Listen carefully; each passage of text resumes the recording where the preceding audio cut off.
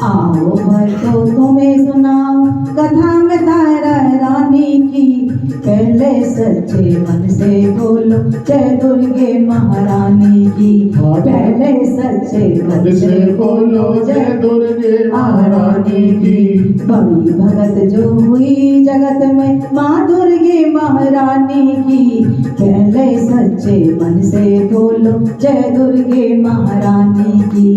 पहले सच्चे मन से बोलो जय दुर्गे महारानी की। एक तारा एक रुक्मण दोनों ही माँ की पुजारन। एक तारा एक रुक्मण दोनों ही माँ की पुजारन। अंतर क्या दोनों बहनों में बोलो।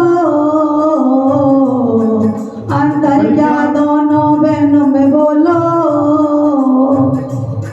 एक राज दुलारी एक भाग्य की मारी।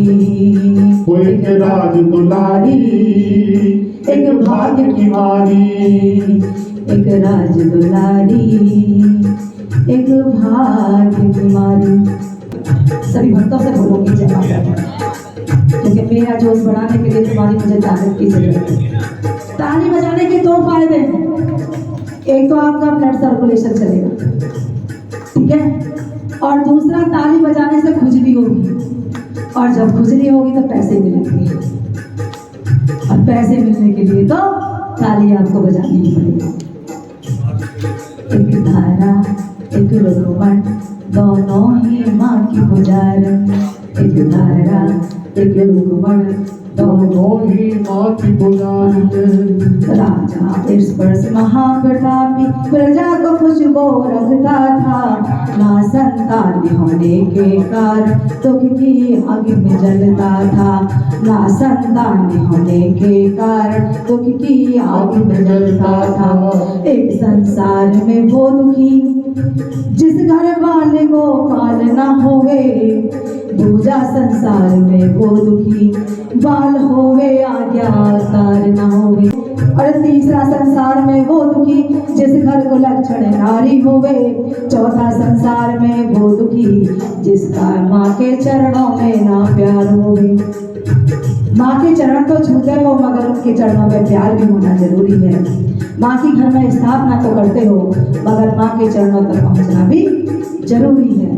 अगर मन ना हो तब भी माँ के चरणों तक जरूर जाए, अपने मंदिर तक। कुछ दिनों में तुम्हारी खुद ही आस्था बन जाएगी, और कामना भी पूरी जब होगी जब आस्था बनेगी। पहले तन से, फिर मन से, और फिर धन से। तो मैं आपको बता दूं, हो गया, ध्यान से सुनते भी रहो, मैं बीच बीच में सुना रही। एक राजा इस वर्ष था, प्रतापी था, धन दौलत बहुत थी, मगर उसके कोई संतान नहीं थी। संतान की तरफ से वो बहुत दुखी था। मैं भी डर देकर आज मुक्त हो रही हूँ। इन्होंने मुझे बांध दिया था। जब किसी के डर ले देते हैं ना, तो जागरण में चौकी में आना जरूरी होता है, वो बंद जाता है। उसके घर में चाहे कुछ भी हो, उसे आना ही आना है। डर लिए हैं तो आना ही है। इसके विषय में भी आपको अभी तारा रानी की कथा में पता चलेगा। तो राजा इस वर्ष प्रतापी थे, उनके सब कुछ था, मगर संतान नहीं थी। और संतान ना होने के कारण वो बहुत दुखी थे, और दुखी होकर वो दर दर भटक रहे थे। तो किसी विद्वान ने कहा, राजन यज्ञ कराओ, यज्ञ कराओ, और यज्ञ कराओ। नारियल की भेंट गोद में लेकर बैठना, और माँ से गुहार लगाना, और जब तक गुहार लगाना जब तक कि तुम्हारी कामना पूरी ना हो। राजा इस वर्ष अपनी पत्नी के साथ बैठते हैं, यज्ञ रचाते हैं पूरे धूमधाम के साथ, और यज्ञ संपूर्ण करने के बाद सभी भक्त अपने अपने घर चले जाते हैं।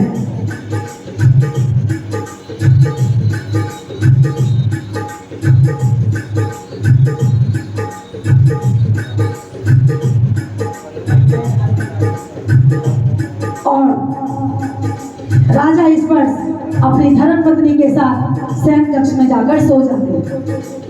और जब वहां जाने के बाद, क्योंकि दिन में जो थी उनकी भक्ति पूरी यज्ञ से जुड़ी हुई थी, यज्ञ से जुड़ी हुई थी, तभी से ही वो माँ को पुकार रहे थे। और जब सोए तो स्वप्न में माँ ने दर्शन दिए, साक्षात देवी ने दर्शन दिए। और देने के बाद माँ ने कहा, मांग लो तुम्हें जो चाहिए। तो माँ ने उन्हें वरदान दिए कि अब तुम्हारे दुख की घड़ी समाप्त हो चुकी है, तुम्हारे घर में 2 संतान होंगी, 2 बेटियां होंगी, जिससे कि तुम्हारे कुल का नाम रोशन होगा।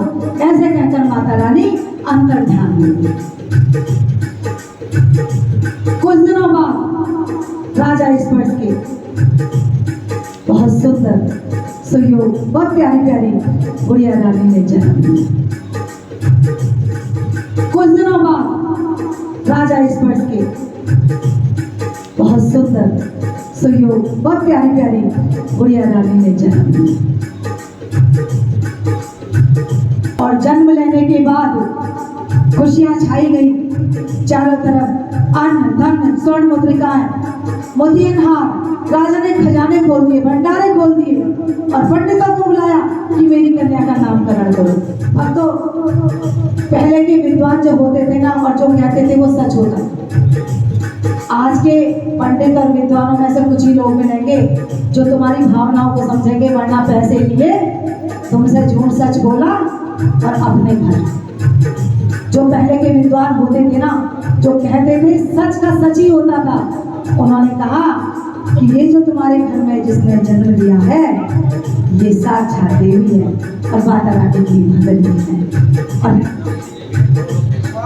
देखिए, यदि कोई भेंट या अरदास चढ़ाना चाहता हो तो अपनी लगा सकते हैं माँ के चरणों में। पंडित बोल बोधिया कहते तारा राजकुमारी का, पंडित बोल बोधिया कहते तारा राजकुमारी का, अमर नाम हो जाना राज तेरी राज दुलानी का, अमर नाम हो जाना राज तेरी राज दुलारी का। दूसरे वर्ष फिर एक कन्या ने राजा के घर जन्म लिया, फिर से अन्न भंडारी खोल दी, विद्वानों को बुलाया गया। दूसरे साल में दूसरी कन्या राजा के घर आई है, घी के दिए जलाए सबने, खुशहाली भी छाई है। नामकरण के लिए राजा ने विद्वानों को बुलाया था, चेहरा देखते ही कन्या का सबका चेहरा मुरझाया था। जब दूसरी कन्या का चेहरा देखा तो सबका चेहरा मुरझा गया। राजा कहने लगे, मुझे लग रहा है, देखो ध्यान से सुनोगे तो आपको समझ आएगा, है ना। जो ये आपको प्रसाद रखा है किसी को दिखाना नहीं है, अपनी गोद में छुपा के रखना है। कहने लगे राजन, अरे पंडितों से कि अब तुम्हारी गर्दन कैसे झुक रही है, पहली बारी में तो तुमने बहुत धूमधाम से सब कुछ किया था और पोथी पत्रा खोल कर बैठ गए थे। तो कहने लगे राजन, अगर सुनने की सामर्थ्य हो तो सुनो, हम तुम्हें सुनाते हैं कि इस कन्या का भविष्य कैसा है। पहले तो वो डर रहे थे कहीं ऐसा ना हो कि राजा हमारी गर्दन ही काट दे यदि हमने सच बोल। कहने लगे राजन, ऐसा कुछ भी नहीं है, सच बताओ क्या बात है, क्यों तुम मुंह लटकाए बैठे हुए हो। तो पंडित जी ने कहा कि राजन, जो पहली कन्या है तुम्हारी वो ऐश्वर्य का प्रतीक है, तुम्हारे घर में जो कन्या ने जन्म लिया है वो समृद्धि का प्रतीक है। लेकिन जो ये दूसरी कन्या है यह बर्बादी का कारण बनेगी, तुम्हारा राजपाट सब नष्ट हो जाएगा, तुम्हें दर दर की ठोकरें खाने के लिए मोहताज होना पड़ेगा। विद्वानों ने कहा राजन, या तो कन्या को मरवा दो या फिर एक लकड़ी का संदूक बनवाओ और उसमें इसको बहा दो। और एक काम करना, जब लकड़ी का संदूक बनवाओ तो हीरे जवाहरात मोतियों से जड़वा देना। जो कोई भी इस कन्या को निकालेगा तो इस रतन जड़ित बॉक्स से उसका पालन पोषण हो जाए। समझ आ रहा है? आप तो प्रसाद में ही इतना टाइम लगा दो। आ रहा है ना? जिसको समझ आ रहा है वो हाथ उठाते रहना, कान मेरी तरफ रखो, हाथ चलाते रहो। कहने लगी राजन, ठीक है मैं बहा तो दूंगा, मगर मुझे इसका कारण तुम्हें बताना होगा कि इसको क्यों बहाना है। कहने लगे ठीक है, तो सुनो राजन, ये आपके घर में क्यों आई है। नंदा और सुनंदा दोनों देवी लोग लोक में बहने थी, नंदा पूजा भक्ति का पहने रहती गहना थी। सो नंदा का भाव था चंचल, पूजा पाठ नहीं करती थी, ना ही किसी से श्रद्धा रखती, ना ही किसी से डरती थी, ना ही किसी से डरती थी। ये देवलोक की अप्सराएं थी दोनों बहनें, और भ्रमण करते करते मृत्यु लोक पर आ गई। 81 का दिन था और नंदा बड़ी बहन 81 का व्रत रखती थी और छोटी बहन सुनंदा वो बड़ी बहन की आज्ञाकारी थी। जैसा वो करती थी वैसा ही छोटी बहन करती थी, क्योंकि वो अपनी बहन से बहुत प्यार करती थी। वो किसी देवता को, किसी भगवान को नहीं मानती थी जितना कि वो अपनी बहन को मानती थी। बहन ने कहा, अरे तू छोटी है, तुम व्रत नहीं रख। कहने लगी, नहीं बहन, तुमने रखा है तो मैं भी रखूंगी। बहन छोटी थी सुनंदा, भूख लग आई उसको। बड़ी बहन ने देखा, तरस आ गया, कहने लगी ठीक है, कुछ पैसे उसके हाथ में दे दिए टके, और देने के बाद कहने लगी, जा बाजार जा, जो पहली दुकान है वो फल की दुकान है, वहां से फल ले आना और खा लेना। बहन की आज्ञा मानकर छोटी बहन सुनंदा बाजार चली जाती है। जो फल की दुकान थी वो पहली दुकान थी, मगर वो बंद थी। बहन की आज्ञा शिरोधार्य रख के उसने पहली दुकान पर देखा, लेकिन वो बंद थी। उसे तो नहीं पता था ना सुनंदा को बंद है। उसके बराबर में मछली की दुकान थी जिस पर पकौड़े बने बन रहे थे। माँ उसने पकौड़े लिए और खाती हुई चली गई। और जब खाती हुई आई तो नंदा ने देखा, अरे ये क्या लेकर आई है, ये सब क्या है। 81 के दिन तो चावल भी नहीं खाए जाते। कहते हैं अगर जो चावल खाता है तो कीड़े का जन्म लेता है, और तूने तो साक्षात मछली खा ली। जा, तू अगले जन्म में छिपकली बनेगी, मैं तुझे शाप देती हूँ। कीट पकड़ के खाती रही हो। सुनंदा ने बड़ी बहन के पैर पकड़ लिए। बहन ठीक है, तूने मुझसे कह दिया कि कीट पकड़ के खाती रहना, मैं छिपकली के जन्म में ही खुश रहूंगी। मगर बहन ये तो बता दे कि तेरा मेरा मिलन कैसे होगा। मैं तेरे बिना नहीं रह सकती बहन। नंदा भी बहुत परेशान थी, क्योंकि बहुत प्यार करती थी अपनी छोटी बहन से। कहने लगी, बहन जब तो कोई नेक काम करेगी छिपकली के जन्म में, उसके बाद तेरा और मेरा अगले जन्म में मिलना होगा। ऐसा कहकर उसी वक्त छोटी बहन छिपकली बन जाती है। हिमाचल में जाकर, जहाँ पर आज नगरकोट देवी के नाम से मंदिर विख्यात है, वो मंदिर पांडवों ने बनवाया था। पांडवों ने जैसा मंदिर बनवाया, आज तक कोई मंदिर बनाने वाला पैदा नहीं हुआ, और ध्यानों ने जैसी भक्ति की ऐसा कोई गाने वाला पैदा नहीं हुआ। बहुत बहुत कलाकार पैदा हुए हैं, मगर आज तक कोई ऐसा पैदा नहीं हुआ। वही पेड़ पर जाकर छिपकली का जन्म ले लिया, और नंदा ने भी अपनी योग माया से अपना शरीर उसी वक्त त्याग दिया, क्योंकि वो भी बहन के बिना नहीं रह सकती थी। तो हे राजन, जो ये बड़ी बहन है, इसने तारा के रूप में तेरे घर में जन्म लिया है, और माता रानी का पहला वरदान सच हुआ। मैंने कहा था ना कि तुम्हारे घर में 2 कन्याएं जन्म लेंगी, और दूसरी जो तुम्हारे घर में सुनंदा ने जन्म लिया है, ये शापित है, इसको साप मिला हुआ है। पहले इसने छिपकली का जन्म लिया था। ये जो तुम्हारे घर में आई है, क्यों आई है? क्योंकि इसको जन्म तुम्हारे घर में लेना है और पालन पोषण भूलों के घर में होना है।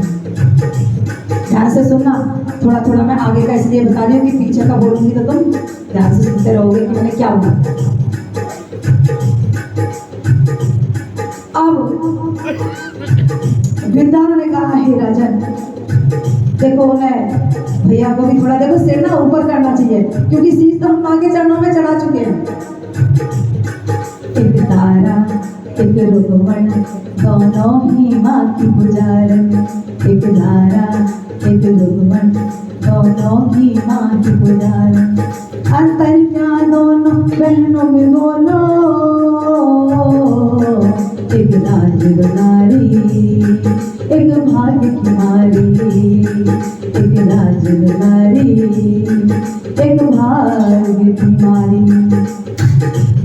पांडवों ने जब भवन बनाया तो बनाने के बाद उन्होंने उद्घाटन भी किया, और जब उद्घाटन में सभी ऋषि मुनियों को बुलाया गया तो वो दुर्वासा ऋषि को बुलाना भूल, बिल्कुल दिमाग से निकल गया, सबको निमंत्रण दिया गया। तो वहां यज्ञ की शुरुआत हो गई, खीर का प्रसाद बनने लगा, और उधर दुर्वासा ऋषि को पता चला कि मुझे निमंत्रण भी नहीं आया और वेद को सूचना तो कोई दी नहीं है, और देखो यज्ञ भी हो रहा है और मैं पांडवों के यज्ञ को सफल नहीं होने दूंगा। दुर्वासा ऋषि ने बाज का रूप बनाया और सांप के पिंजर को अपनी चोंच में दबाया और चल दिए जहां पांडवों की खीर बन रही थी। दुर्वासा ऋषि ने देखा आसपास कोई नहीं देख रहा और उन्होंने तुरंत उसको खीर में डाल दिया। सांप का पिंजर होता है भारी और डालते ही जमा गया खीर। इधर उधर देखा दुर्वासा ऋषि ने, मेरा काम तो हो गया, और जाकर पीछे थोड़ी दूर जाकर अपने असली रूप में आ गए। पर कहते हैं जब कोई तुम गलत पाप काम करोगे ना, किसी ने कुएं में बढ़ के पाप किया तो वो भी छाने देना, सही काम के लिए तो तुम्हें बताना पड़ेगा, प्रचार करना पड़ेगा, और गलत काम करोगे तो दीवारों के भी चलो तो निकल। उधर देख रही थी छिपकली जो बहन के शाप से साबित, उसे याद आया कि मेरी बहन ने वरदान भी दिया था साथ में कि यदि तू नेक काम करते हुए अपने प्राण त्यागेगी तो तुझे मनुष्य योनि मिलेगी और मेरा तेरा कभी ना कभी मिलन होगा। तो इससे बढ़िया मौका क्या मिलेगा जो कि मेरी बहन से मेरा मिलन हो जाएगा, और जितने भी ऋषि मुनि बैठे हुए हैं वो भी बच जाएंगे, क्योंकि जहर तो खीर में तो जहर हो गया और जो भी खाएगा वो मर जाएगा, तो इससे मैं सबके प्राण भी बचा लूंगी। जब ऋषि मुनि उस खीर को उठाने आए तो उसने सबके सामने अपने प्राण उस खीर में त्याग दिए। बोलिए जय माता दी, बोलिए जय माता दी, पीछे वाले जय माता दी, हाथ उठा के जय माता दी, बोले सांचे दरबार की जय हो।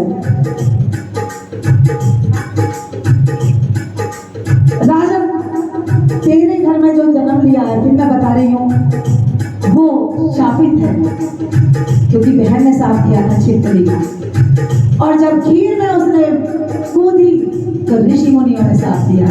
पहले के ऋषि मुनि भी ज्ञानी थे, पंडित भी ज्ञानी थे, उनको पता था कि इसको छिपकली की योनि क्यों मिली है, तो कहने लगे अरे छिपकली, अभी कीट पतंगे खाकर तूने तेरा मन नहीं भरा, जो कि तूने इस खीर को भी विषैला बना दिया, जा मैं तुझे साथ देता हूं कि तू नीच घराने में पैदा हो। हाय कर्म कितना बुरा उस छिपकली का, केवल एक मांस का टुकड़ा खाने से कितनी उसने योनि बदलने लगी। पहले सांप मिला छिपकली का और दूसरा सांप मिला कि भीलों के घर में जाकर तू जन्म लेगी, केवल एक मांस का टुकड़ा खाने से। और सोचो लोग कितना मांस खाते है ना, जो खाते हैं और पीते हैं, कोई एक पैर वाला बनेगा, कोई 2 पैर वाला, केकड़े के तो 16 पैर होते हैं और सांप तो बिना पैर वाला होता है। पता नहीं किसकी योनि में जन्म मिले। ध्यान रखना, जब यहाँ बैठे हो तो मैं यही कहूँगी, कोई ना कोई संकल्प लेकर जाना सच्ची भावना से। अब पांडवों को बताया गया कि इसमें तो छिपकली मिल गई। कहने लगे कोई बात नहीं, क्योंकि युधिष्ठिर जो थे बहुत शांत थे, कहने लगे कोई पक्षी की भी किसी की मौत ना हो, एक काम करो इसे गड्ढे में डाल दो। ऋषि मुनि लेकर उसे गड्ढे में डालने के लिए चले तो देखा, जब पलटा तो उसमें निकला सांप का पिंजर, और जब सांप का पिंजर देखा तो ऋषि मुनियों को बड़ा दुख हुआ कि हाय हमने क्या कर दिया, इसने तो हमारे सबके प्राण बचाए हैं छिपकली ने तो, और हमने फिर इसे शामिल कर दिया। मगर श्राप कभी वापस नहीं हुआ। तो श्राप दे दो, वो कभी वापस नहीं होता। आजकल तो कलयुग है, केवल माथा टेकने से ही तुम्हारी इच्छा पूरी हो जाती है। पहले के जमाने में जो ऋषि मुनि होते थे ना, वर्षों निकल जाते थे तपस्या करते करते, तब उन्हें सिद्धियां प्राप्त होती थी। आज के टाइम में तो तुम शीश झुका लो ना, वही बहुत है, उसी से ही सब प्रसन्न हो जाते हैं आपके इष्ट भी। कहने लगे ऋषि कि ये शाप वापस तो नहीं लिया जा सकता, मगर हाँ हम तुझे एक वरदान देते हैं कि तेरा जन्म उच्च घराने में हो। तो राजा इस वर्ष जो ये छिपकली का जन्म लिया था, इसने तेरे घर में जो जन्म लिया है वो ऋषि मुनि के आज्ञा से लिया है। जन्म तो तेरे घर लिया है, मगर पालन पोषण उसका भील के घर में ही होगा, क्योंकि उसको जो पहला श्राप मिला था ऋषि के मुंह से, वो भीलों के घर में ही पड़ने था। इसलिए इसको तुम्हारे घर में रहना ही नहीं है। इसके लिए शोक मत करो बिल्कुल भी, क्योंकि पिता बहुत शोक कर रहा था। और बेटियां पिता को बहुत प्यारी होती है ना। उनके तो वैसे भी वर्षों में बेटियों ने जन्म लिया था, निसंतान थे वो, जाते हैं उसे बक्सा बनवाते हैं, हीरे मोती से जड़वाते हैं और उसमें मखमल के गत्ते पर उस कन्या को लेकर बाहर लेते हैं। बोलिए जय माता दी, जय माता दी। मेरी तरफ देख कर ना बोलिए, माँ की तरफ देख कर बोलिए जय माता दी। देखो एक बताऊं मैं माँ की महिमा, वैसे तो आप सबको पता होगा, आप है सब इधर बैठे हो ना, माँ की तरफ निहारो, आपको ऐसा लगेगा माँ मेरी तरफ देख रही है। वो भैया उधर बैठे ना, वहां से देखेंगे तो उनको लगेगा माँ मेरी तरफ निहार रही है। माँ की हजार आंखें हैं, आप इसीलिए माँ की तरफ देखो, जो देखेगा उसकी तरफ ही देखेगी माँ। और उधर देखकर बोलो जय माता। तो इसीलिए हे राजन तेरे घर में जन्म लिया है, और राजन ने मखमल के गत्ते पर लेटाकर बॉक्स में उसको बहा लिया और बहाकर अपने घर आए वापिस। अपने घर की हवन शुद्धि करा ली उन्होंने और कराकर तारा घाटी का पालन पोषण करने लगे। अब वो बॉक्स जो था नदी में बह रहा था, लेकिन वो तो माँ की महिमा थी, थोड़ा चलता आगे फिर रुक जाता, फिर थोड़ा आगे चलता फिर रुक जाता। तो उसमें पंडित जी जैसा हमारे साथ में तो कोई आ रहा पीछे से स्नान कर रहे थे यहाँ। और स्नान करते करते जब डुबकी लगाई तो कहते हैं पानी जैसे आंख से पहुंचते, एक आंख खोली तो उन्हें बॉक्स दिखाई दिया। कहने लगे कुछ धुंधला सा दिखाई दिया, उन्होंने दूसरी आंख खोली ऐसा हुआ। और जब दूसरी आंख खोली तो उन्हें लकड़ी का बॉक्स हट रहा है, जड़ी दिखाई दिया। उन्होंने कोशिश की कि मैं इस बॉक्स को पकड़ लूं, लेकिन बॉक्स जैसे ही वो पकड़ने की कोशिश करते और आगे हो जाता, फिर रुक जाता, फिर माँ की महिमा से वो रुक जाता। उसके बाद दूसरी बार आगे बढ़े, फिर भी नहीं पकड़ा गया। जब तीसरी बार पंडित जी ने पैर आगे बढ़ाया तो पैर फिसल गया, राम राम की जगह बराबर और वो वापिस हो गए। देख लो भाई साहब हमारे सामने खड़े हैं, इन्होंने बराबर करके वहीं खड़े हो गए, मुझे बॉक्स नहीं चाहिए। अब उन्होंने दिमाग लगाया कि मुझे क्या करना चाहिए। तो सामने एक भी पेड़ काट रहा था और वो जिस टहनी पर बैठा था उसी को काट रहा था। पंडित जी गए, कहने लगे अरे क्या कर रहा है, जिस पर बैठा उसी को ही काट रहा है, नीचे गिर जाएगा, चोट लग जाएगी। कहने लगा अरे अपने काम कर, मुझे कुछ नहीं होने वाला। काटने लगा, पंडित जी को तरस आया, दोबारा कही अरे सुन ले चोट लग जाएगी, मान जा कहना। बोले लगा तुम्हें कोई काम नहीं है, अपना काम करो। पंडित जी आगे चले गए और उसने 2 कुल्हाड़ी मारी लकड़ी के साथ वो नीचे, और नीचे आते ही उसने सोचा अरे ये तो कोई भगवान है, इन्होंने सच ही कहा था कि मैं गिर जाऊंगा, और सच में गिर गया। और जाकर वो पंडित जी के पीछे पीछे दौड़ने लगा।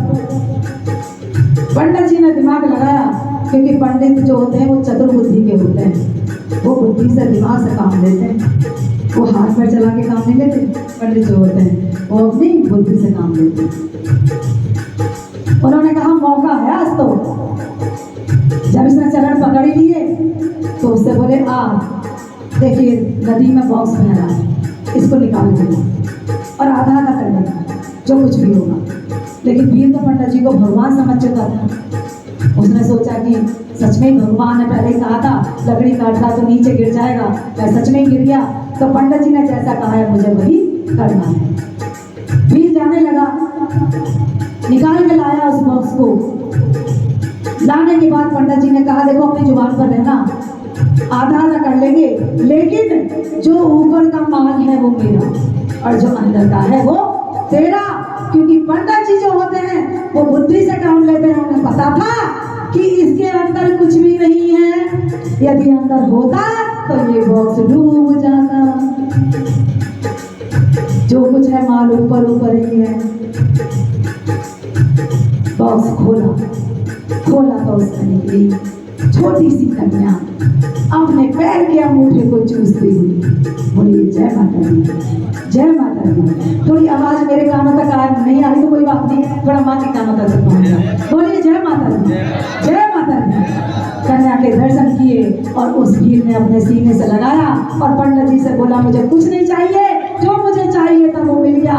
12 वर्ष मेरी शादी को हो गए, आज तक मेरे कोई संतान नहीं थी, तू सब कुछ ले ले पंडित, पर मुझे जाने दे। सीने से लगा के कन्या को वो अपने घर जाता है और जाकर अपनी धर्मपत्नी को गोदी में देता है।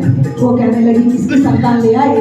बोले अरे मैं किसी की नहीं लेके आया, माँ ने साक्षात मुझे दी है और हमारे कोई संतान नहीं थी। अपनी धर्मपत्नी को दिया तो उसने भी सीने से लगाया। जब उसने सीने से लगाया तो माँ की महिमा देखो, उसी वक्त उसके स्तनों से दूध आने लगा और वो अपनी बच्ची को दूध पाल कर पिलाकर बड़ा करने लगी। बोलिए जय माता दी। माँ का ही करिश्मा था ना, जो बच्ची कहीं और दूध कहीं। कहते हैं जब कोई जन्म लेता है ना, पालने वाली यही है, जन्म लेने से पहले पालने वाला आ जाता है, उसकी बुद्धि वैसी ही बन जाती है। खाने का इंतजाम उसका हो जाता है, आता वो बाद में धरती पर, लेकिन उसका इंतजाम माता रानी पहले ही कर देती है। कोई बात नहीं, आरती तक मंगा लेना। मधु शर्मा यही है, जाने वाली नहीं है। जब तक दरबार जाएगा तब तक मंगा लेना, जो है उससे अब कर लेना। तो इधर रुक्मणी दिन रात बड़ी होने लगी, उधर तारा अपने घर में बड़ी होने लगी। देखिए एक ही पिता की 2 कन्याएं हैं, एक महलों में और एक कुटिया में। महलों में पल रही थी तारा, रुक्मणी अपनी कुटिया में। मखमल पलंग तारा सोवे, रुक्मणी टूटी कुटिया में।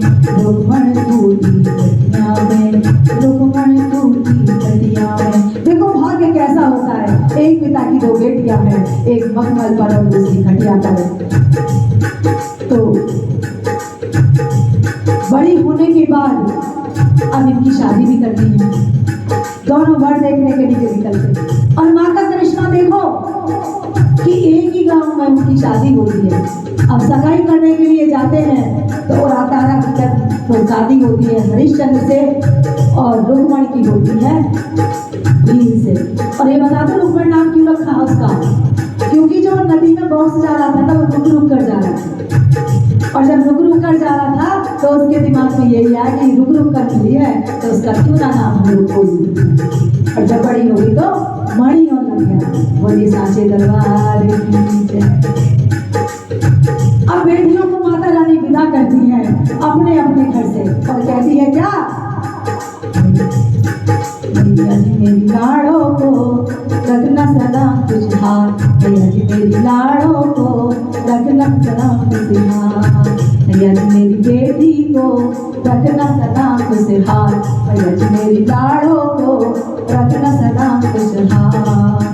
हाथ जोड़ के करूं वंदना, हाथ जोड़ के करूं वंदना, पूरे करो सवाल, मैया जी मेरी बेटी को रखना सदा खुशहाल, मैया जी मेरी बेटी को रखना सदा खुशहाल। जिस घर में मेरी बेटी जावे उस घर में दुख कभी ना आवे, उस घर में दुख कभी ना आवे। दया करो मैं महारानी, ओ दया करो महारानी अम्बे सारे संकट का, मैया जी मेरी लाड़ों को रखना सदा खुशहाल, मैया जी मेरी बेटी को रखना सदा खुशहाल।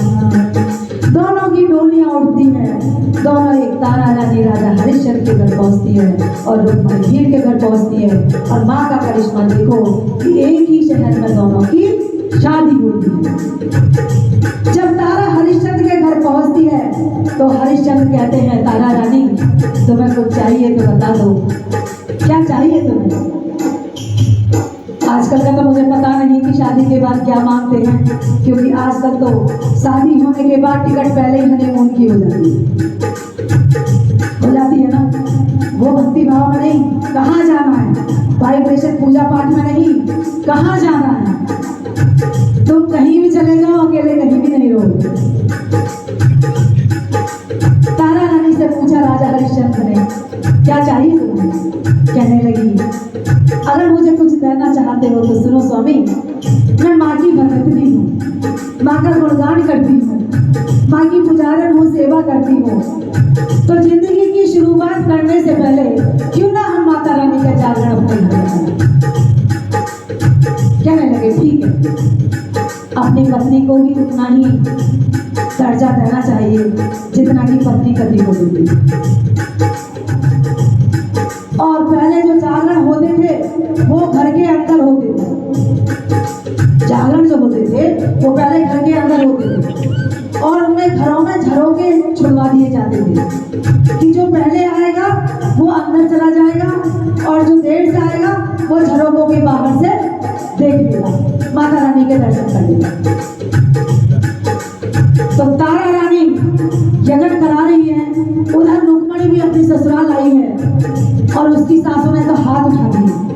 उधर तो राजा हरिश्चंद्र ने दिया कि तुम्हें क्या चाहिए, और इधर रुक्मणी से लिया। उसकी सास कहने लगी मेरे पास देने के लिए कुछ भी नहीं है, मैं तेरे पति के साथ हमेशा राजा हरिश्चंद्र के घर झाड़ू पोछा करने जाती थी, अब तू आ गई है तो आज से तू चली जा। और उल्टा उससे ले लिया। लेकिन रुक्मणी को बड़ी अच्छी शिक्षा मिली हुई थी, माँ की आज्ञा। माँ ने कहा था जैसी तेरी सास कहे वैसा करना, अगर सास मिले तो कौशल्या सी और बहू मिले तो सीता सी, सीता जैसी। यही हम माँ के सामने जो कितने प्यारे लग रहे हैं, पांचों बैठे हुए, बीच में बेटी बोलिए जय माता। रुक्मणी चल देती अपने पति के साथ, क्योंकि सास की आज्ञा थी झाड़ू पोछा करने के लिए। शादी तो एक ही दिन हुई थी। अब जैसे जैसे महल के पास आती है भेंटों की आवाज आती है, क्योंकि वो भी तो पुजारन थी ना, उसके मन में कुछ कुछ होने लगा। और इधर जागरण करते हुए बंद कमरे में छोटे छोटे झरोकों से सब देख रहे हैं और तारा रानी भजन सुना रही है। पार करो मेरा बेड़ा भवानी, पार करो मेरा बेड़ा, पार करो मेरा बेड़ा भवानी, पार करो मेरा बेड़ा। छाया घोर अंधेरा भवानी, छाया घोर अंधेरा, छाया घोर अंधेरा भवानी, छाया घोर अंधेरा। भेंटों की आवाज आ रही है झरोकों से, बड़ी प्यारी प्यारी भेंटें गा रही है और गाते गाते तारा रानी खड़ी होती है। 16 श्रृंगार किया हुआ है तारा रानी ने, लाल धागा पहना हुआ है माँ के चरणों में, क्योंकि सुहागन है, अभी शादी होकर आई है। और कलश लेकर सबके पास आती है। कलश पहले सोने का होता, अब तो मिट्टी का है, उस वक्त कलश सोने का होता। और कलश लेकर वो सबके पास जाती है तारा रानी कि इसमें अरदास, क्योंकि वो अन्नपूर्णा का कलश होता है और उस कलश में जो भी अरदास डालता है, जो भी अपने मन की भावनाओं को डालता है और डालने के बाद माँ से मांगता है तो उसकी 1 साल के अंदर कामना पूरी हो जाती है। पहले भी होती थी, आज तो 1 साल की भी जरूरत नहीं है, बहुत जल्दी होती है, केवल चरणों में आने की जरूरत है। तो मैं आपसे कहूँगी कि मन में धारण करें कि कलश आपके पास आ रहा है, माँ के चरणों में कुछ भी एक सेवा कर दें कलश समझ कर खड़े होकर। तो आती है रुक्मणी के पास और दरवाजा खोल देती है। और जब दरवाजा खोलती है कहती है अरे बहन, मुझे लगता है तेरा मेरा कोई पुराना रिश्ता है। कौन कहती है ये? तारा नहीं तो दरवाजा खोला कलश लेकर कि मुझे तो लग रहा और सामने दर्शन किसके हुए? रुक्मण के, कि मेरा लग रहा मेरा तेरा पुराना रिश्ता है। कहने लगी रुक्मण, अरे कहाँ राजा भोग, कहाँ गंगू देवी, मेरा तेरा क्या साथ, तुझे बहम हो गया। ऐसा नहीं है बहन। कहने लगी हो ना हो, मुझे ऐसा लगता है जैसे तू मेरे पिछले जन्म की बहन है। लेकिन रुक्मणी का दिमाग कहाँ था? उस कलश पर। उसने सोचा इस कलश में क्या है। कहने लगी तारा से, बहन जब तूने बहन बोल ही दिया है मुझे, तो मुझे इतना भी बता दे कि इस कलश में क्या है और ये क्यों लेकर आई है। तो कहने लगी तारा कि ये अन्नपूर्णा का कलश है, इसमें जो भी श्रद्धा भाव से अरदास लगाता है उसकी कामना पूरी होती है 1 साल के अंदर। तुम्हें भी कुछ मांगना हो तो इसमें अरदास करके मांग सकते हो। तो कहने लगी रुक्मण, हाँ जरूर। तो उसकी भी नई नई शादी हुई थी, उसने पहले से पैसे निकाले जो कुछ मिले थे उस कलश में डाल दिए और कहा, माँ यदि मेरे घर में 1 साल के अंदर पुत्र हुआ तो मैं तेरा जन्म कराऊंगी। बोले सांचे दरबार की, आपके मन में कोई कामना हो तो माँ के चरणों में अरदास लगा सकते हैं। कोई बंधन नहीं है, जो भी जैसी अरदास लगा सकते हो। पीछे वाले भी जिसके मन में कोई अरदास हो तो माँ के चरणों में अरदास लगा सकते हैं कामना मांगकर, क्योंकि ये भोर प्रभात का समय है। माता रानी आपके यहाँ पे विराजमान है। कहाँ चल रही है किसी को भी बताए? कहाँ चल रही है? बिल्कुल राइट, बिल्कुल सही बोला। गॉड हाउस क्लब के अंदर। बोले साचे दरबार की जय हो। अरदास लगाती है, उसके 1 साल के अंदर बेटा हो जाता है। और उधर रुक्मण के भी बेटा होता है और इधर तारा रानी के भी होता है। तारा रानी के बेटे के नाम रखा जाता है रोहित और रुक्मण के बेटे का नाम रखा जाता है मोहित। दोनों बच्चे बड़े होने लगते हैं, 5 साल के हो जाते हैं। माता रानी कहती है कि इसको रुक्मण को कभी तो याद आएगा, चढ़ा दीजिए आप बीच में। हाँ, जो अरदास है वो आप चढ़ा दीजिए। अरदास आप अपनी चढ़ा सकते हैं, कोई दिक्कत नहीं है इसमें। ये नहीं है वो इनका ही बोला हुआ है आपका बोला हुआ है, जो श्रद्धा हो। आपको भी बेटा होना है, चिंता ना करो, आपकी अरदास आपके साथ है। तो उसके जब 5 साल पूरे हो गए, उन्हें हवन नहीं कराया, जागरण नहीं कराया, तो माता रानी ने रुक्मणी के बेटे को कर दिया बीमार। और बीमार होने के बाद वो जगह जगह सभी डॉक्टरों के पास, वैद्य हकीमों के पास, झाड़ फूक करने वालों के पास, सबके पास लेके गई। उस बच्चे को आराम नहीं हुआ। जब आराम नहीं हुआ तो किसी भगत ने कहा कि अरे भक्त की भक्त है बड़ी तारा रानी, तो उसके पास जा, ना जाने तेरा वहाँ उद्धार हो जाए। वही ठीक है। रुक्मण तारा रानी के पास जाती है और माँ उससे विनती करती है, पैर पकड़ लेती है कि बहन तूने मुझे बहन तो बोला था, तो आज मेरे बेटे की तबीयत खराब है और पता नहीं बचेगा कि ना बचेगा। तू जो है मेरे बेटे को ठीक कर दे, देख तो सही क्या हुआ। तारा रानी ध्यान लगाती है और कहती है रुक्मण से, बहन तूने 5 साल पहले जब तेरी और मेरी शादी हुई थी, उसे ये तो नहीं पता शादी हुई थी। जब मेरी शादी हुई थी और मैंने जागरण कराया था, मैं कलश लेकर तेरे पास आई थी, तूने उस वक्त मन्नत मांगी थी कि यदि 1 साल के अंदर मेरा बेटा हुआ तो मैं तेरा जागरण कराऊंगी। बोला था ना, आपने भी बेटे के ऊपर बोला हुआ है ना, आप भी करा रहे हो ना, इसके ऊपर बोला हुआ है, ऐसे ही बोला। तो उन्होंने कहने लगी रुक्मणी, हाँ हाँ मुझे याद आ गया। और जैसे ही रुक्मणी ने कहा हाँ हाँ मुझे याद आ गया, मैंने जागरण बोला था, वैसे ही उसका बेटा उठकर खड़ा हो गया, घूमने लगा, नाचने लगा। बोलिए जय माता दी। पीछे वाले भी जय माता दी। तो अब तारा रुक्मण ने सोचा कि जो ये अष्टमी आ रही है मैं इसको निकलने नहीं दूंगी। छठ के दिन उसने माता की चौकी लगाई, सप्तमी के दिन माता का आवाहन किया और अष्टमी के दिन उसने माता रानी को बुलाने के लिए दल लेकर महल के पास पहुंच गई मंदिर में। और मंदिर में जाने के बाद उसको मना कर दिया डल लेने के लिए, क्योंकि पहले तो मंदिर में ही उसने लिए मना कर दिया, ऊपर से डल लेने के लिए भी मना कर दिया कि अरे रुक्मण जो कुछ तुझे कराना है तू यही दे जा, हम मंदिर में ही कर देंगे, तेरे घर कौन आएगा करने के लिए तेरे नाम का, हम यहीं पे ही जागरण कर देंगे। लेकिन उसको अपने घर कराना था। कहते हैं 10 जनों के बीच में एक तो बंदा तरस खा ही जाता है। तो एक पंडित जी बहुत ही बैठे हुए थे, योगी कहने लगे परेशान ना हो, इन मेहनतों की मेहनत भी है तारा रानी उसके पास जा, यदि वो तेरा डर लेगी तो तेरा जागरण जरूर होगा। दौड़ी दौड़ी वो तारा रानी के पास जाती है और डर ले लेती है अपनी झोली फैलाकर तारा रानी कि मैं तेरे जागरण में जरूर आऊंगी। और जब उसने डर ले लिया तो वहीं पर एक चुगलखोर भी बैठा था। गैस बिगाड़ने वाले बहुत होते हैं ना, मैंने कहा ना जहाँ प्रसिद्धियाँ होती हैं वहाँ वैसे लोग नेगेटिव लोग बहुत मिलेंगे। उसने आगे राजा से बोल दिया, राजा वीरों के घर में तेरी रानी जो है वो जागरण करने जाएगी। राजा ने देखा ये तो सच नहीं हो सकता। उसने भी दिमाग लगाया, राजा ने भी, जो प्रजा को बुरी को संभाल रहा है तो रानी तो क्या बाएं हाथ का खेल है। उसने अपनी उंगली में चीरा लगाया और साथ में उसमें नोट भी लगा लिया ऊपर से, जिससे कि उसका दर्द बंद ना हो। और तारा रानी से कहने लगे, रानी मुझे पट दे। पट किसे बोलते? ऐसे पट, किसे पट बोलते कि मुझे पट दे, अब से यहाँ दे, मैं तेरे ऊपर पास में लेटूंगा क्योंकि मेरे बहुत दर्द हो रहा है।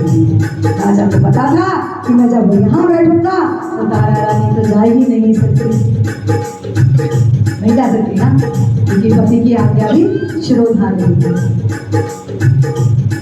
अब तारा रानी कहने लगी, माँ मीठी मीठी पुरवैया बनकर आ जाओ, मैंने डर लिया हुआ है, मुझे जागरण में जाना, ये तुम्हें ही पता है मैं कैसे जाऊँ। माँ तुम्हें मेरी कामना पूरी करोगी, बस मीठी मीठी पुरवैया ऐसी बनकर आना कि जो मेरे पति के हाथ में बिल्कुल भी दर्द ना हो और उन्हें नींद आ जाए। माता रानी ने तारा रानी की विनती सुनी और वो आ गई निद्रा रूप में। राजा को नींद आ गई, उन्होंने धीरे से नीचे को लिटाया और लिटाने के बाद तारा रानी चल दी, झूमती गाती मस्ती में और कहने लगी, अपनी मैया की मैं तो बनी रे जो बनिया, अपनी मैया की मैं तो बनी रे जो बनिया, हंसी उड़ाए चाहे सारी दुनिया, मैं तो बनी रे जो बनिया, अपने मैया की मैं तो बनी रे जो बनिया, पाँव में घुंघरू बांध माँ के द्वारे जाऊंगी, पाँव में घुंघरू बांध माँ के द्वारे जाऊंगी, नाच नाच मैया को मैं तो रिझाऊंगी, नाच नाच मैया को मैं तो रिझाऊंगी, चम चम बाजे मेरी चम चम बाजे मेरी झांझनिया, मैं तो बनी रे जो बनिया, अपनी मैया मैं तो बनी रे जो बनिया। बड़ी मस्ती में जा रही थी माँ का ध्यान करते हुए और मिल गए रास्ते में चोरों ने सोचा कितनी सुंदर नार जा रही है सोले श्रृंगार करके, उन्हें ये नहीं पता ये रानी महारानी है। और उसने कहा चोरों से तू सब कुछ ले ले पर मुझे जाने दे। जो कुछ भी था चोरों को लेके फिर चल गई, दौड़ लगाकर जा रही है क्योंकि जागरण की जोत जलने का समय है। दौड़ी हुई जा रही है, पैर की पायल निकल गई, आगे बढ़ी दूसरे पैर की पायल निकल गई, होश नहीं है बिछुए भी निकल गए, और आगे बढ़ी तो झाड़ी में पल्लू ही रच गया। तो जो आपने छत्र चढ़ाया वो माँ का पल्लू है, जो दौड़ती हुई जा रही है वो बाजे में, और बिछुआ का जो आता पता नहीं है वो तो आपने माता रानी को बनाई। सोलह श्रृंगार नथ पिलाकर माता रानी का करती हुई और जाकर जो अभी डल लिए थे ना, जो इन्होंने हमको मैंने अभी दिए हैं, वो डल तारा रानी जाके जोत के सामने रख देती है। बोलिए सांचे दरबार की जय, जयकारा शेरा वाली का, बोल सांचे दरबार की जय। अब राजा ने देखा कि रानी कहाँ गई, गई उसके बाद में राजा उठा, घुड़सवार में घोड़े पर सवार हुआ और सवार होने के बाद रोहित को कमर में बांधा और खटामा चल दिया ढूंढते ढूंढते रुक्मणी के द्वार में। देखा तो सामने जन्म हो रहा है, जागरण हो रहा है और जागरण में छुप कर बैठ गया। और जैसे ही वहां प्रसाद मिला, और प्रसाद रहेगा झोली का जो प्रसाद आपको मिला है, जैसे ही प्रसाद दिया तो उसने जो है जाकर बीच में ही कूद गया राजा, और कूद कर कहने लगा, रानी ये तूने क्या किया? नीचों के घर में आकर तूने तो मेरी नाक में दी, तुझे यहाँ नहीं होना चाहिए था, मुझे तुझ पर ऐसा विश्वास नहीं था कि तू ये भी काम करेगी। तारा रानी कहने लगी, मैंने क्या किया है? राजा बोले, क्या नहीं किया? तेरी झोली में मांस का प्रसाद है, और इससे भी ज्यादा क्या करेगी तू? वैसे तो व्रत नहीं बनती है। कहने लगी, नहीं राजा, मेरी झोली में मांस का प्रसाद नहीं है। और राजा ने खड़क निकाली और तबला फाड़ दिया, प्रसाद बिखर गया। बोलिए, क्या है आपकी झोली में? क्या है आपकी झोली में? खोल कर देखिए, क्या है आपकी झोली में? पंचमेवा का प्रसाद बन गया। बोली, सांची दरबार। राजा कहने लगा, रानी अभी तक तो मैं जानता था कि तू जो है माँ की भगतनी है, कुछ सिद्धियां तूने प्राप्त कर ली होगी, इससे तो कुछ लोगों का उद्धार भी कर देती है, लेकिन मुझे ये नहीं पता था कि तू जादूगरनी भी है। तूने तो जादू से मांस का प्रसाद को तूने पंचमेवा का प्रसाद बना दिया। कहने लगी तारा, नहीं राजा, ये मैंने नहीं बनाया, ये मेरी माँ की कृपा है। सच में ही मुझे मांस का प्रसाद मिला था, मुझे भी नहीं पता कि पंचमेवा का प्रसाद कैसे बन गया। कहने लगे राजा, ठीक है, यदि तुझे नहीं पता तो फिर मैं भी तेरी माँ के दर्शन करना चाहता हूँ।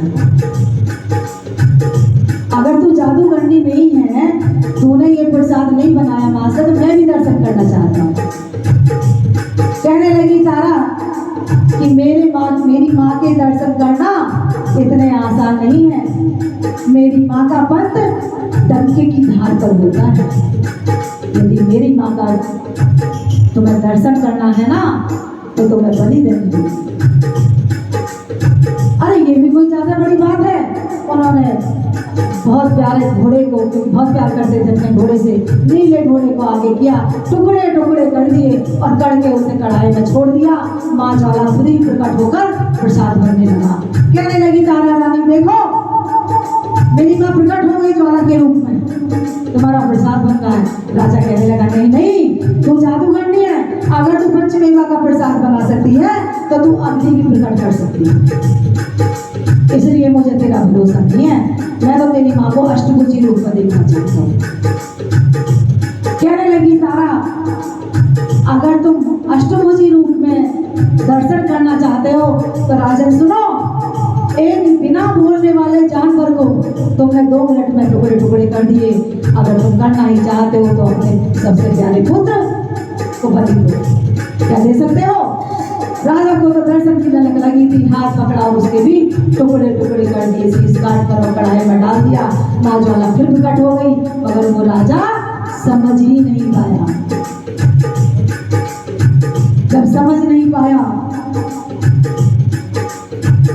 तो तारा कहने लगी, मन ही मन माँ तुझे दर्शन करने होंगे। इधर राजा कहने लगा, मेरा लाल भी गया, मेरा घोड़ा भी गया जिसे मैं इतना प्यार करता था अपने बेटे के बराबर, मेरा बचा ही क्या है रानी? तो कहने लगी, अभी बहुत कुछ बचा है, प्रसाद का भोग लगा दो भाई साहब। लगा दिया? अब लगा दिया। माता रानी को भोग लगाया गया प्रसाद का, और उसके बाद तारा रानी ने कहा, अब इस प्रसाद को तुम खाओगे। सोचो, पहले तो बेटे के टुकड़े टुकड़े करा दिए और उसके बाद उससे कहा जाए प्रसाद खाओगे, क्या बीतेगी एक दिन? कहने लगी, तारा तूने कहा तेरी माँ जब प्रकट होगी जब तू टुकड़े टुकड़े अपने बेटे के कर देगा, मैंने वो भी कर दिया। तूने जो कहा मैंने वही कर दिया, लेकिन तेरी माँ नहीं आई, और जब तेरी माँ नहीं आई तो मैं तेरा भी क्या करूँगा? मैं तुझे भी जिंदा नहीं छोड़ूंगा। जब मेरा सब कुछ चला गया, तेरा ही क्या होगा? उसने जैसे ही तलवार निकाली, उसकी मृत्यु करने के लिए। वैसे ही माँ अष्टभुजी प्रकट हो गई और आकर राजा का हाथ पकड़ लिया, तलवार को रोक लिया। बोले सांचे दरबार की जय। लेकिन मैं इसमें बीच में बता दूं, जब मैं प्रसाद मिला था ना खाने के लिए, तो राजा मना तो बहुत कर रहे थे, रानी भी जिद कर गई कि तुम्हें खाना तो पड़ेगा, थोड़ा सा भोग लगाना पड़ेगा। तो जब राजा हरिश्चंद्र के सामने प्रसाद आया तो उसमें अपने बेटे की कन की उंगली का नाखून उनकी दाढ़ के नीचे और राजा के मुंह से आंसू निकलने लगे अपने लाल के नाखून को। तब माँ कहने लगी, महल में जाके देख ले राजा, बेटा पलंग पर सोया है, मिलेगा थोड़ा और साल में, वो भी अभी नहीं होया है। मजबूर हो गई थी मैं ये लीला सारी रचाने को, तारा रुकमण सगी है बहने, इनको ही मिलवाने को, इनको ही मिलवाने को। कहने लगी, हाथ पकड़ लिया, अष्टभुजी प्रकट हो गई और कहने लगी, जाके देख ले। बेटे को आवाज लगा और अपने बरसात घोड़े को जाकर देख, वो मौजूद है और बोले सांचे दरबार की जय। माता रानी ने तारा और रुक्मण को ये कथा उस समय माता रानी ने अपने श्री मुख से भक्तों को सुनाई थी, राजा हरिश्चंद्र को सुनाई थी, कि उन्होंने तारा और रुक्मण को मिलवाना था। और माता रानी ने मुझे भी ऐसी शक्ति दी कि मैंने भी आपके सामने ये कथा सुनी। बोले सांचे दरबार की जय। सभी इकट्ठे होकर रहने लगे, भील भी, राजा भी, रानी भी, रुक्मण भी, और अब तो रहते रहते धीरे धीरे अपने स्थान को चले गए। और माता रानी से मैं भी यही विनती करूंगी, माँ हमारी भक्ति भी ऐसी ही हो तुम्हारे चरणों में कि जब हमारा शरीर त्यागे तो माँ भगवती के चरणों में ही विलीन हो जाए, माँ की गोद में ही चले जाए, ताकि हमारा जन्म मरण का बंधन भी मुक्त हो जाए। बोलिए सांचे दरबार की, भक्तों के प्यार की, माँ के आशीर्वाद की, जयकारा वैष्णो रानी का। बोल सांचे दरबार की जय। नमो नमो अम्बे दुर्गे, नमो नमो दुर्गे सुते, नमो नमो दुर्गे सुते, नमो नमो ज्वाला महादेव, नमो नमो वैष्णो महारानी, नमो नमो माँ कालकरानी, नमो नमो शाकुंभरी देवी, नमो नमो चंडी माँ देवी, नमो नमो अन्नपूर्णा रानी, नमो नमो माँ दास वाली, नमो नमो माँ दास वाली। बोली सांचे दरबार की जय। यदि इस कथा में आपको कुछ अच्छा लगा हो तो उसे लेकर जाना, और यदि कुछ ना लगा हो तो उसे बलू शर्मा के पास वापस ले जाना। बोली सांचे दरबार की जय हो। आइए।